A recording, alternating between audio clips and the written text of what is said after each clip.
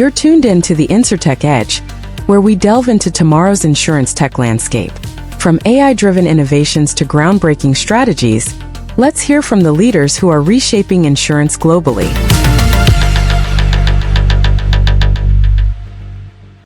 So welcome everyone to the InsurTech Edge podcast. Today we have the pleasure of talking to Steve McKay, CEO and founder of Pouch Insurance. Can you let us know a little bit about what is Pouch? Pouch, money in your pocket, is a small business commercial auto MGA. So think van sedans and pickup trucks, electricians, lawn and landscaping, pest control, that sort of thing. We're live in 7 states and growing fast. Excellent. So what inspired you to start Pouch Insurance? Like, how did you identify the need for innovation in the commercial and auto insurance market? Well, it started with telematics. So I had a prior startup called Drive Factor, which was a telematics service provider for personal lines auto. Most of our clients were actually outside the US, and that had a successful exit in 2015. Round about 2020, enthusiasm for telematics was on a big resurgence. And so we ended up just talking to potential investors very early on who were really enthusiastic about a commercial auto product that had telematics at its core, but lots of other data was starting to become available on small businesses that hadn't been there before. So the sort of thing that was happening for consumers 25 years ago, suddenly there's tons of data on everybody, and you can use that to predict lots of things. Wasn't around for small businesses, but then, close to 2020, the data vendors got around to the small business world. So if you think of telematics plus other stuff, how long have you been in business? How many employees do you have? What sort of storefront do you have? All that stuff's really valuable and very helpful. So the thought was we could put that data together in a way that improved pricing accuracy and at the same time didn't require people to answer a lot of questions. So there's also a need, we thought, because the process could be very manual and clunky. So we could have a really seamless process that ought to work better, telematics at the core. And that got enough people excited. We were able to put it together and get going. So the logistics and telematics is something that I'm very curious about in Pouch use case, because I had the opportunity once of building a telematics product for personal lines, and that was in the Dominican Republic, a completely different market where essentially there's no data, and everything has to be based on assumptions, triage, etc. What was your case in Pouch when selecting device? I mean, we're talking about a much more modern and standardized market, but was that also hard to pick? So the device itself doesn't vary all that much from manufacturer to manufacturer. The greater considerations were data connectivity, strategic alignment with vendors, that sort of thing. And so right now we offer both a mobile app and a physical device. Great. Increasingly, our strategy had always been based on the assumption that in not too long, everyone would have their telematics data available from OEMs.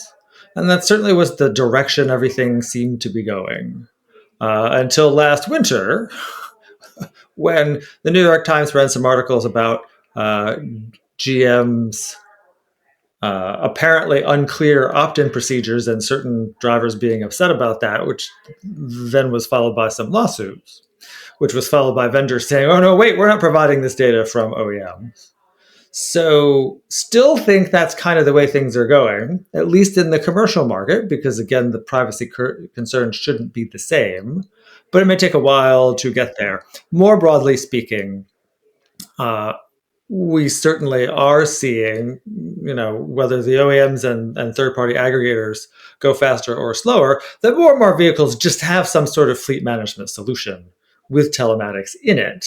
And so our strategy involves making deals with the companies that are collecting that data already anyway. Yeah, absolutely. So do you believe that at some point regulation will come in place and make this a standard for manufacturers to actually have published certain data to insurance companies and other stakeholders in the industry? I doubt it. I mean, there's been talk about that for a long time, but it's never been clear to me how that would help anyone. How does one company calculate hard brakes versus another one? You could use a little bit of math to accommodate that. It's not a big issue. So I doubt there's going to be regulation outside of potential privacy regulation, which I expect would be mostly about disclosure and opting in. Yeah. And there's a lot of talking around how the use of telematics would actually impact either your risk assessment and then having a better portfolio, or being able to determine claims in a more, I would say, seamless way, or having more data available to detect fraud or detect other claims that otherwise shouldn't be paid.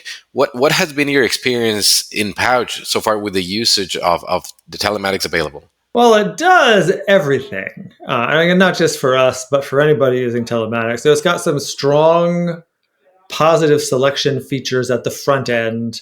If you're planning to commit fraud, agreeing to be tracked is a terrible idea, so you don't get a lot of fraud. People tend to know whether they are careful drivers much better than you can get from any set of questions or available data. So the people who opt in know they're going to do well, and so they tend to be low-loss drivers to begin with. There's also tons of evidence, not just from us, but everybody else, that when people know they are being monitored, they become more mindful, and the mindfulness of the driving materially reduces their chance of having an accident. So you just take people who without telematics would have a certain expected loss, and it just goes down.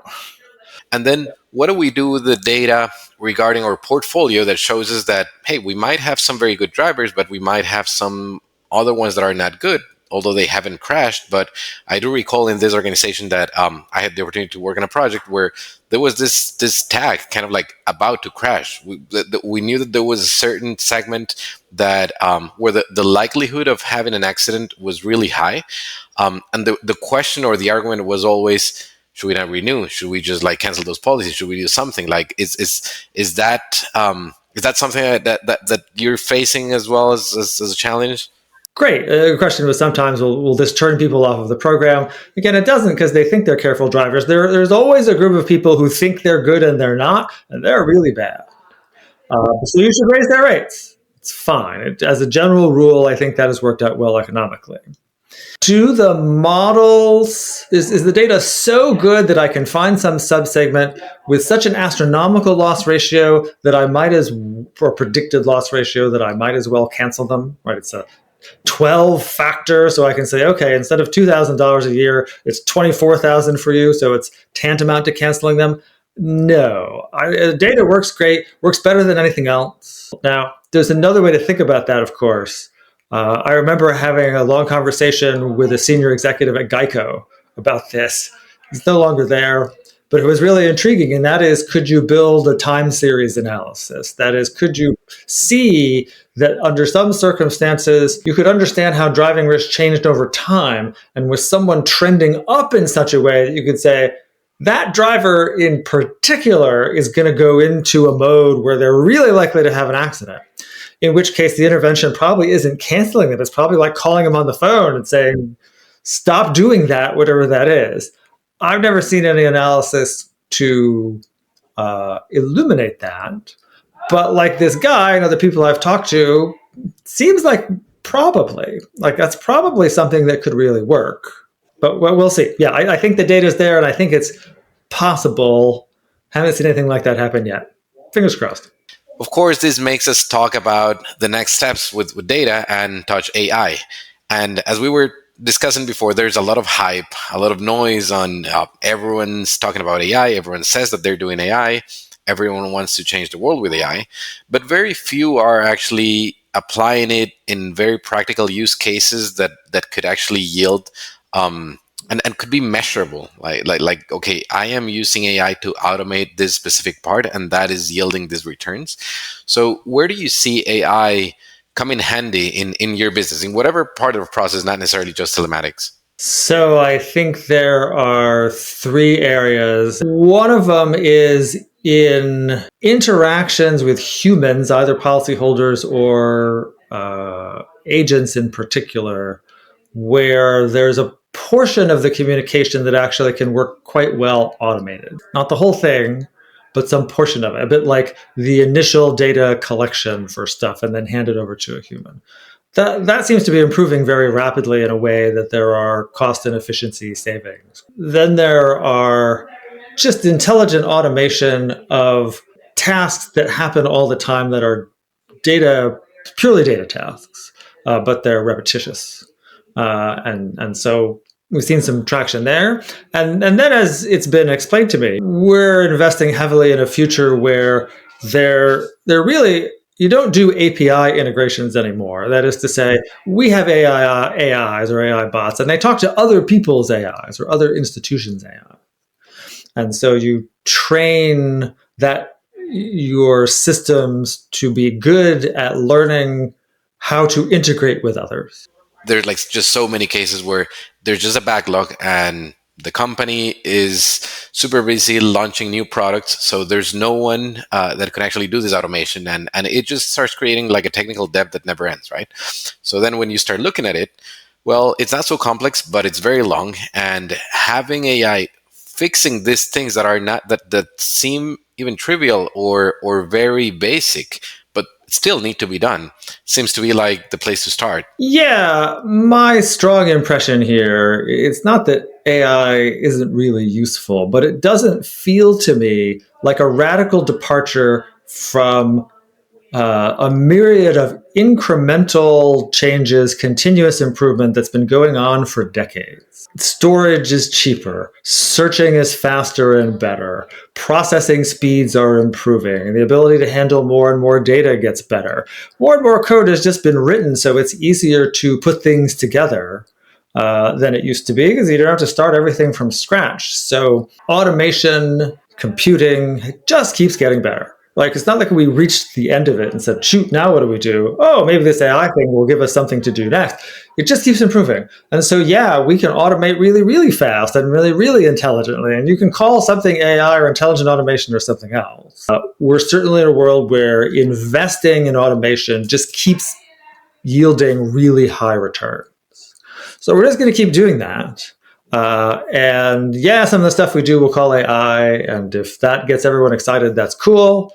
But if it just saves a lot of money or sells more business, that's fine too, right? It's a little bit of everything continues to get investment and improvement, and I think that will continue to make everything better.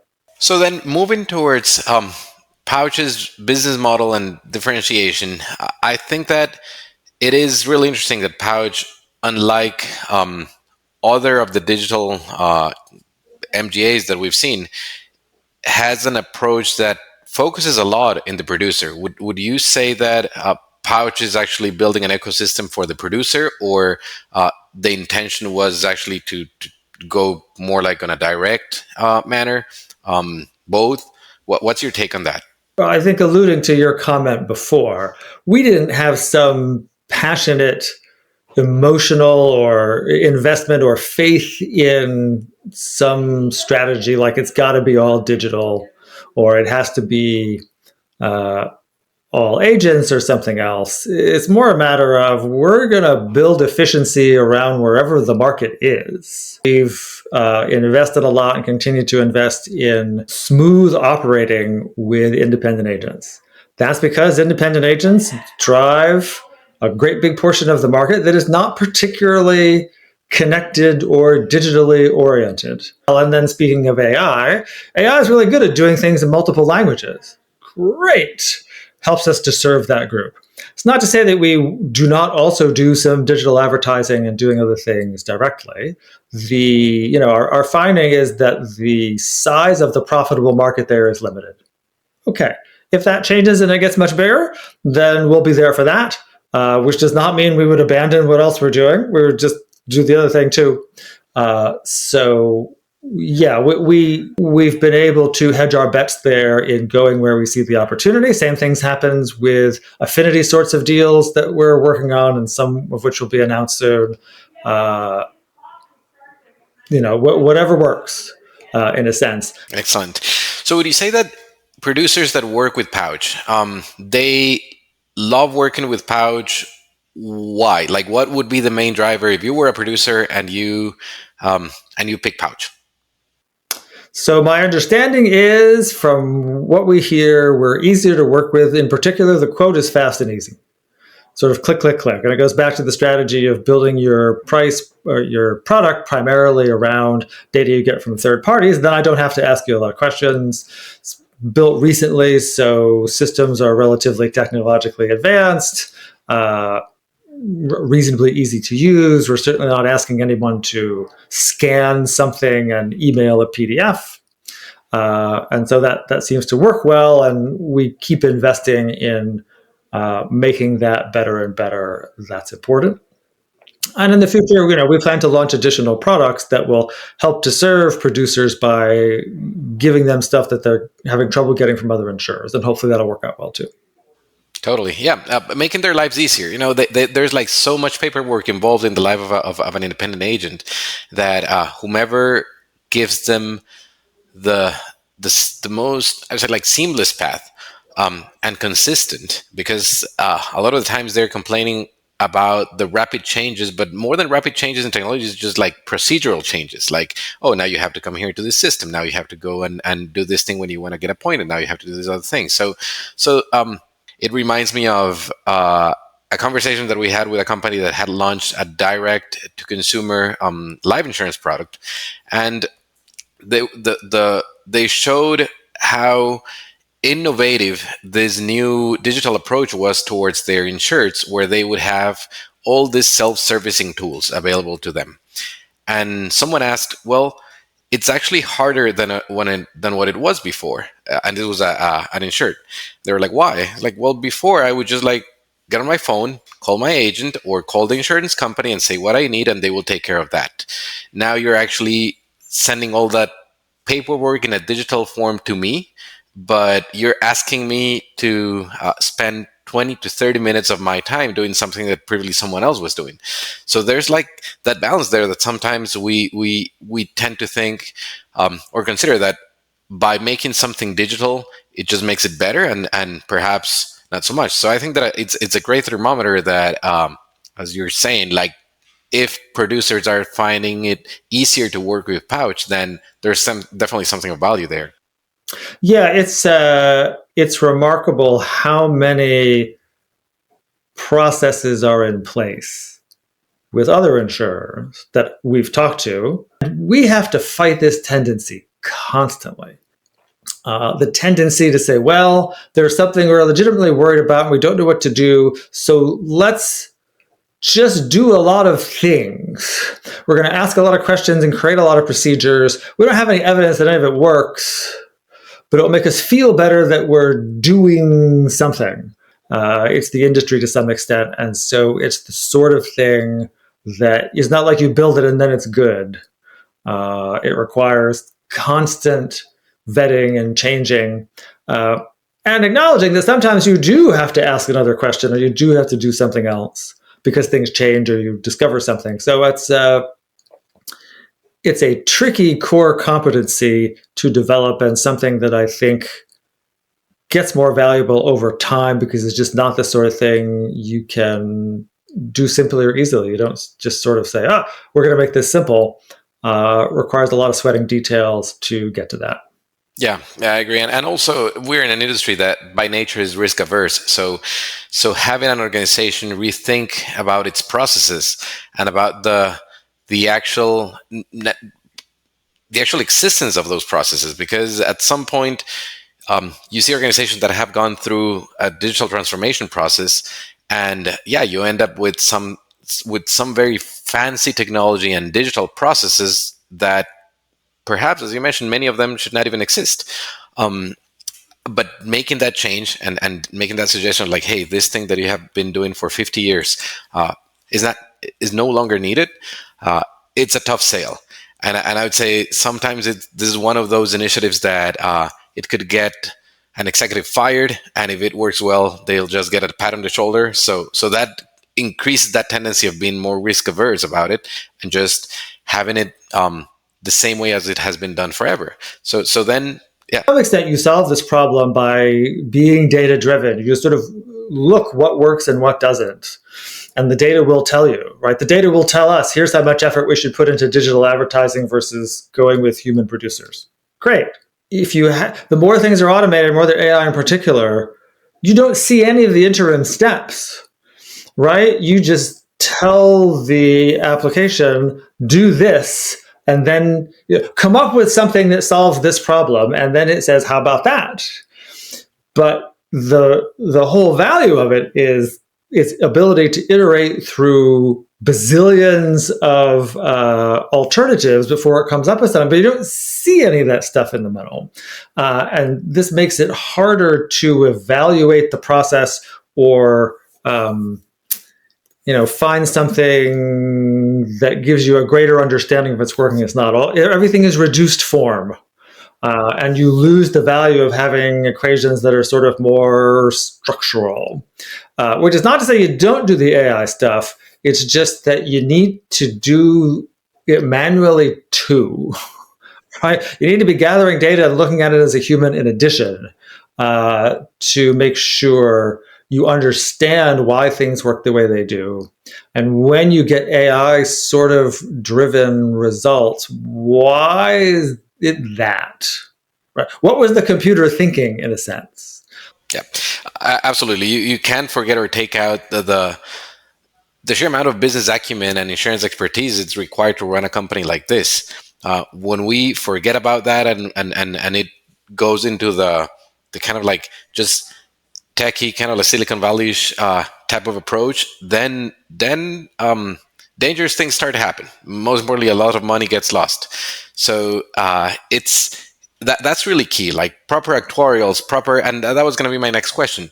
How do you see the trends shaping the future and where Pouch is getting aligned with in terms of the innovation that's coming up in this space? We discussed a little bit about AI, but what about the roles and the talent that is required to run a company like this now and in the future? So I think the future pressures are going to be on still increased speed, seamlessness, ease, automation, and that requires deep, detailed understanding of all the steps in the processes. People who sort of really understand all of the building blocks, so they understand the mechanisms for making things work correctly and faster. It's a bit like you're going to use more and more AI type stuff. You got to be better and better at telling the AI what to do, right? Better and better at asking questions and asking the questions that are useful questions asked in the right way. So people who really understand the nitty gritty of the ops, of the pricing, of the statistics, that'll be really, really important. And the second thing is, this is very hard to predict. So again, I think we have to be in hedge our bets mode. How will distribution change? I don't, again, mean some sort of false battle over, is it digital advertising or is it human producers? You're always going to have some sort of mix of those two. But the way that it happens and the parties that are involved get trickier and trickier. Excellent. We got a question actually before the podcast related to what do you think is going to happen with cars, like self-drivable cars, especially like commercial fleets? This is something that might be either right around the corner, but you don't know, perhaps with regulation it's going to take some more years. But at some point, these cars are going to hit the road. They are already some on the road. What do you think the insurance industry is thinking about? Who's insuring those vehicles? Who's the insured? Who's the driver? That's an imaginary situation. There's this whole spectrum in between, like there's nobody in the car and it's just a manufactured thing, over to I've got adaptive cruise control. So today, nobody's in the car, products liability. I have adaptive cruise control. There's no products liability. It's me. It's just old-fashioned insurance. And then there's all this stuff in between where there's a human involved, but there's more automation than before. And the degree of automation is fluctuating throughout the ride. You could imagine you drive for Lyft, and when I'm on driving for Lyft, I'm using more automated features, but when I'm not, I'm using fewer. And so that's going to be a big mess. And it will be something that we want to be part of addressing by making sure we have lots of data. So Pouch started in 2020, and around that time, like between 2018 2020, there was a hype in InsurTech. There was this first big wave, and now we have a lot of those companies that started back in the day that have disappeared or have merged, but we see a much more mature InsurTech scenario worldwide, actually. What would be your advice to other InsurTech peers that are there, that are perhaps even younger, to thrive as Pouch has been doing? So you need to be insurance people first, and goes along with that a sort of East Coast business model, which means you know how to make money and you're going to be profitable as quickly as humanly possible. Right? That just becomes a core value. So those two things, I think, are the most important. It sets up a challenge that's really, really hard, but it's unavoidable. And that is, you need people who understand insurance, who are also entrepreneurial.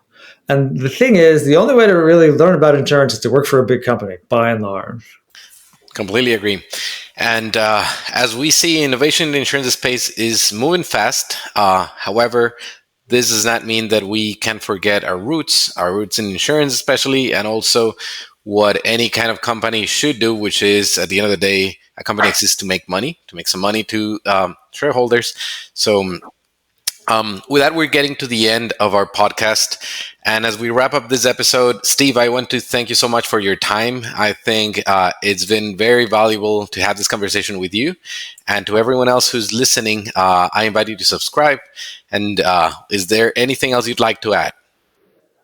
I don't think so. Thanks very much, Camilo. Always informative and entertaining to talk to you. Likewise. Thanks a lot. Bye-bye. Thank you for joining us on another episode of the InsurTech Edge. If you enjoyed today's discussion, don't forget to subscribe and give us a 5-star rating. Stay tuned for more exciting episodes coming your way. See you next time.